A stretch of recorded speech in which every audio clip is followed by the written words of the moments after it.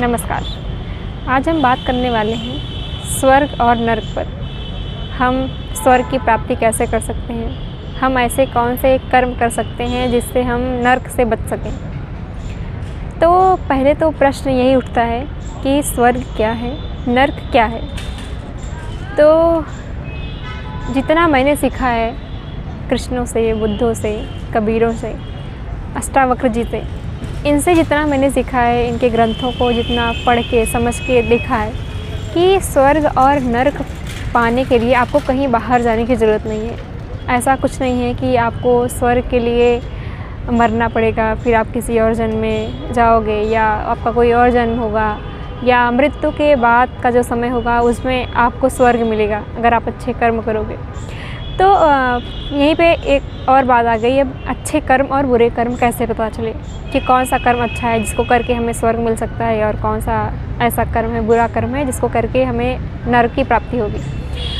तो पहले से ही ये सब क्लियर करते चलना चाहिए हमें कि चीज़ें हो क्या रही हैं। तो पहली बात तो यही है कि अगर स्वर्ग और नरक की बात कर रहे हैं तो स्वर्ग और नरक कहीं अन्यत्र नहीं है।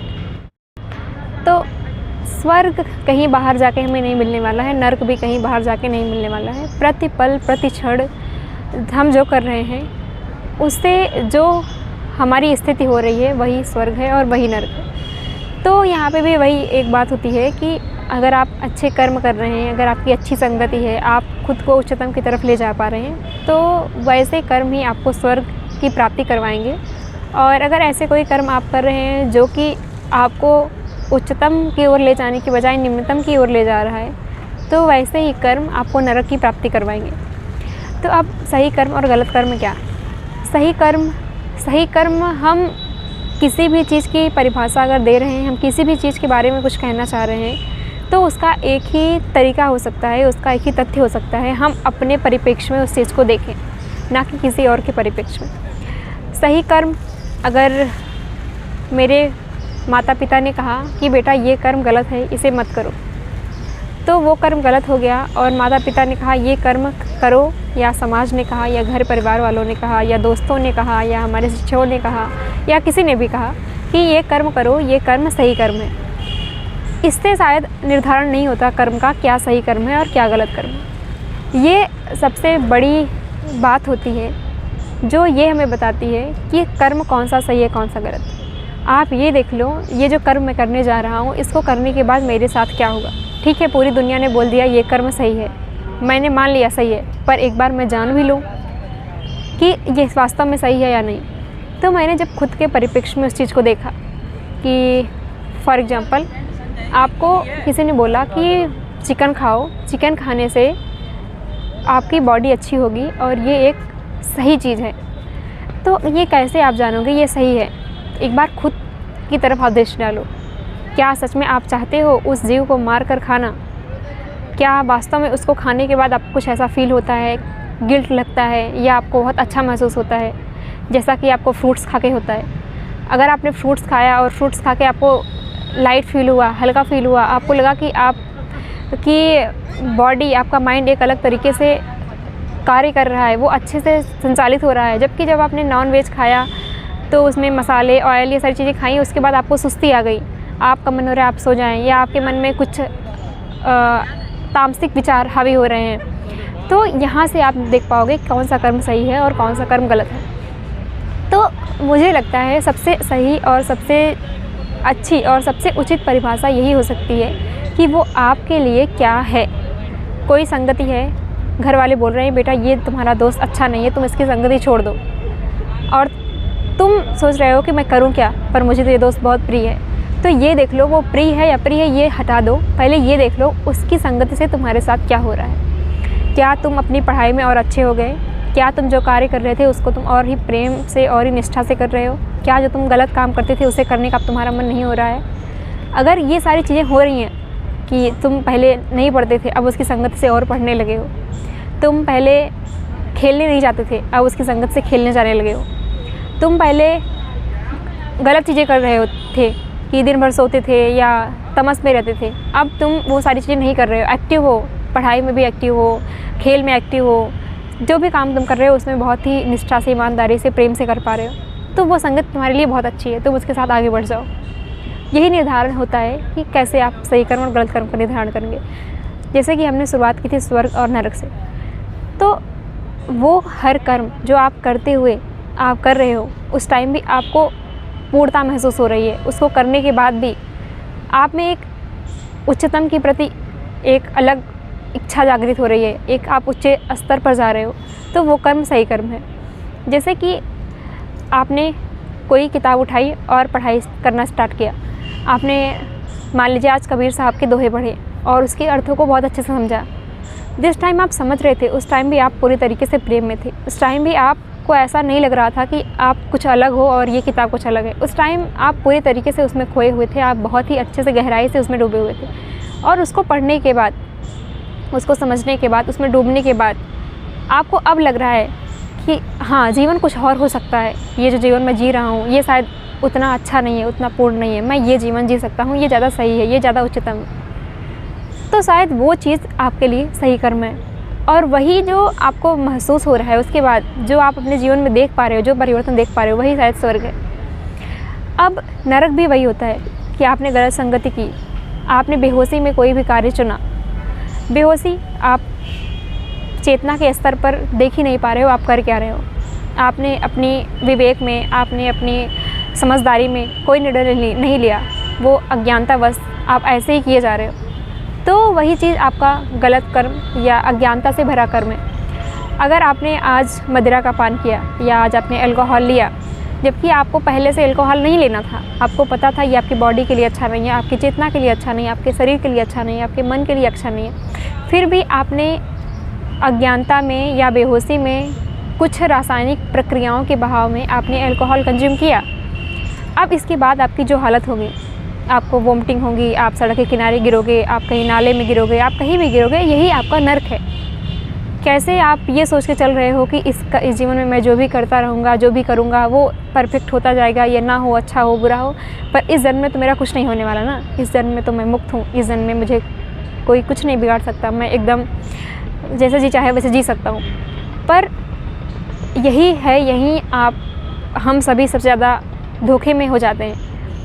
आप इस उम्मीद में क्यों हो कि आपको पिछले जन्म में या आने वाले जन्म में कुछ बुरा होगा आपके साथ, कि अगर आप अभी गलत कर्म कर रहे हो तो वहाँ जाओगे, कोई कड़ाहा होगा, उसमें आपको गर्म तेल में डाला जाएगा। अरे भाई, ऐसा नहीं है।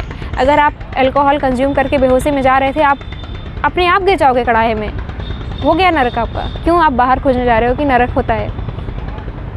अब एक और चीज़ भी होती है, स्वर्ग नरक। जैसे कि कोई व्यक्ति है जो चेतना के तल पर बहुत ही अच्छा जीवन जी रहा है, बहुत ही ऊंचा जीवन जी रहा है, जितना अधिक से अधिक ऊंचा हो सकता है वैसा जीवन वो जी रहा है, पर शायद शरीर का वो ध्यान नहीं दे पा रहा है, क्योंकि वो अपने चेतना को ऊंचा बढ़ाने में इतना व्यस्त है कि वो शरीर को भूल जा रहा है। जबकि शरीर भी एक यंत्र है, उसको भी पूरे तरीके से सही रखना है, पर वो ये नहीं कर पा रहा है। तो अब शरीर आगे चल के वही शरीर ही उसकी चेतना के मार्ग में बाधा बन रहा है। तो ये भी एक तरीके का नर्क हो गया कि हमने चेतना पर इतना ध्यान दिया कि शरीर का ध्यान देना ही हम भूल गए, और हमने शरीर का ध्यान नहीं दिया। अब शरीर हमारी चेतना के मार्ग में अवरोध उत्पन्न करेगी, तो यही है नर्क। वहीं कोई व्यक्ति है जो शरीर के साथ साथ, चेतना के साथ साथ हर चीज़ में पूरे तरीके से डूबा हुआ है, या पूरे तरीके से गहराई से ज्ञान पूर्ण होकर उस काम को कर रहा है, तो यही उसके लिए स्वर्ग है।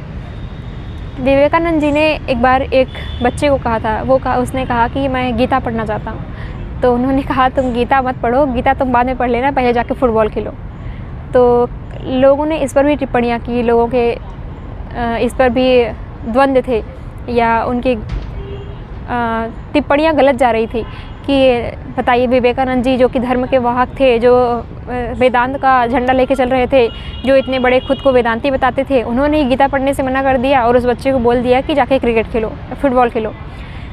तो विवेकानंद जी शरीर से बहुत ही सुडौल शरीर के व्यक्ति थे, बहुत ही सुदृढ़ था उनका शरीर, और वो खेलने में भी बहुत, खेल कूद में, हर चीज़ की शारीरिक प्रक्रिया में वो बहुत ही भाग लेते थे अच्छे से। जबकि इससे पहले कभी नहीं देखा गया कि कोई सन्यासी फुटबॉल खेल रहा है, कोई सन्यासी व्यायाम कर रहा है, पर वो ये सब करते थे। उन्हें इसकी वैल्यू पता थी कि अगर शरीर आपका सही नहीं है तो आप गीता पढ़ के भी कुछ नहीं कर सकते हो। इसलिए उन्होंने उस बच्चे को पहले ये सुझाव दिया कि तुम फुटबॉल खेलो, अपने शरीर को सुदृढ़ करो, उसके बाद जब तुम्हारे जीवन में गीता उतरेगी तो उसका एक अलग ही ओज होगा, उसका एक अलग ही प्रकाश होगा। आप एक बार इमेजिन करिए कि अर्जुन ऐसे सूखे से और डरे से और एकदम कमज़ोर लाचार होते और कृष्ण उनको गीता का ज्ञान दे रहे होते तो कैसा लगता। पर पहले कृष्ण ने अपने जीवन में देखा कि अर्जुन को श्रेष्ठ हैं, अर्जुन सबसे श्रेष्ठ हैं अपने हर काम में। अब उनके लिए गीता भी उतनी ही फलदायी होगी, उतनी ही काम की होगी। पहले अर्जुन हर चीज़ में श्रेष्ठ थे, बाहरी ज्ञान में, अविद्या में। अब विद्या भी उनके जीवन में फलित होगी, अच्छे से फलित होगी, तो इसलिए वहाँ पे गीता उतरी। तो अभी इतनी देर बात करने के बाद मुझे लगता है कि जो सबसे मेन कंक्लूजन हो सकता है, जो सबसे अच्छा इसका निचोड़ निकल सकता है, वो यही है कि मुझे एक गाना याद आ गया इसमें, स्वर्ग यहीं नर्क यहाँ, इसके सिवा जाना क्या, जीना यहाँ मरना यहाँ, इसके सिवा जाना क्या। तो यहीं पे सारी चीज़ें हैं। ये मत सोचिए कि स्वर्ग कहीं बाहर मिलेगा। आप जीवन में इसलिए सारे कर्म कर रहे हैं, आप कर्तव्यों का पालन इसलिए कर रहे हैं ताकि कल को आपको स्वर्ग मिले। अरे हटाओ स्वर्ग नर्क बात की बात। अभी तो देखो, अभी जो कर्म कर रहे हो इसके बाद तुरंत क्या होगा तो आपके साथ, जो अभी कर रहे हो उसमें क्या हो रहा है आपके साथ। जैसे कई बार हम गलत ज़िंदगी जी रहे होते हैं या गलत जॉब कर रहे होते हैं और पूरे दिन 8 घंटे 10 घंटे हम बहुत ही दमित महसूस कर रहे हैं, हमें लग रहा है कब यहाँ से पीछे छूटे, पर हम इसलिए इस कर्म को कर रहे हैं ताकि शाम को हम अपने किसी कर्तव्य का पालन कर सकें, या किसी ने बता दिया ये करना तुम्हारा कर्तव्य है, तुम चाहे इसे घुट के करो, मर के करो, कैसे भी करो, पर ये करना तुम्हारा कर्तव्य है, इसको करके तुम्हें स्वर्ग की प्राप्ति होगी। तो आप उसके फेर में क्यों पड़े हो कि बाद में आपको स्वर्ग की प्राप्ति होगी। ये देख लो, इस 8-10 घंटे, हर दिन के 8-10 घंटे आपके साथ क्या हो रहा है। ये नर्क जैसा जीवन नहीं है जो बेवजह ज़बरदस्ती, जैसे लग रहा है किसी ने आपके गले पर चाकू रख के या तलवार रख के आपको चला रहा है। यही नर्क है, यहीं पे हमें देखना होता है। काम अच्छे भी होते हैं, ऐसा ज़रूरी नहीं कि सारे कर्म बुरे ही होते हैं। जो भी आप जॉब कर रहे हैं वो बुरा ही होगा। आप अपने अकॉर्डिंग देख लो कि आप कौन सा ऐसा काम कर सकते हो जिसमें आप डूब के कर सकते हो, आपको भी आनंद आ रहा है और लोगों का भी उसमें भला हो रहा है या किसी और को कोई नुकसान नहीं हो रहा है। अब कोई कहे कि मुझे किसी का गला काटने में बहुत मज़ा आता है और उसको करते हुए ऐसा लगता है जैसे मुझे स्वर्ग मिल गया, तो भाई ये तो कोई बात नहीं हुई कि आपको किसी का गला काटने में अच्छा लग रहा है तो आप लगातार गले ही काटते जा रहे हो। तो ये बात, और यहाँ पे भी ऐसा ही है, जो गले काटने वाली भी बात है। वहाँ पे हम कहते हैं कि हम मुर्गियों का ही गला काटेंगे, बकरियों का ही गला काटेंगे। अगर वहीं कोई कह दे कि भाई अगर आपको गले काटना इतना पसंद है तो आप अपने बेटे का भी गला काट लो, खुद का भी काट लो, खुद के पास भी तो गला है, अपना भी काटो, तो आनंद लो और स्वर्ग की प्राप्ति हो जाएगी। पर वहाँ हम नहीं करेंगे, क्योंकि वहाँ हमें दिख रहा होता है कि यहाँ पे हमारे स्वार्थ है, यहाँ पे हमारी कामनाएं। तो जहाँ पे हमारी स्वार्थ और कामनाएं बीच में नहीं आती, वहाँ पे हमें गला काटना भी प्रिय हो जाता है। पर शायद ये नहीं होना चाहिए, ये बिल्कुल ही गलत है। हमें वही करना चाहिए जिसमें सच में दूसरों का भी भला हो और लोगों को भी उनकी उच्चतम अवस्था तक ले जाने में मदद हो, वो उच्च जा सके। तो वही कर्म करते हुए हमारा स्वर्ग मिल जाता है। आपको खेलना पसंद है, आप क्रिकेट के मैदान में हो या आप किसी भी खेल के ग्राउंड में हो, वहीं पे आपका स्वर्ग है।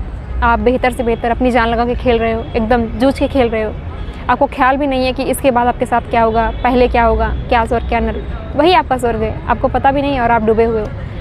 तो यही होती है स्वर्ग नर्क की परिभाषा। क्यों हम बाहर जाएं खोजने, कल को खोजें कि अगर हम 1 घंटे पूजा करेंगे तो वो स्वर्ग है, या नहीं करेंगे तो उससे हमें नर्क मिलेगा।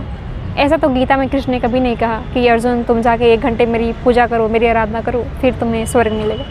ऐसा होता तो कृष्ण कहते ज़रूर, पर पूरे 700 श्लोकों में कहीं भी नहीं कहा उन्होंने, एक श्लोक में भी नहीं कहा। तो जाहिर सी बात है कि उनका संकेत यही है कि अभी के टाइम पे देख लो, अभी तुम्हारा मन कैसा है, अभी तुम्हारा जीवन कैसा है, अभी तुम्हारी चेतना का स्तर क्या है। तो वही स्वर्ग है और वही नर्क है। और सही कर्म वही हुआ जो करते हुए हमें उच्चतम की ओर जाने में मदद मिले, जो करते हुए हम अपना श्रेष्ठतम पा सकें, वही सही कर्म है। और जो करके हम और ही पतन की तरफ जा रहे हैं और नीचे धंसते जा रहे हैं, वही हमारा बुरा कर्म है।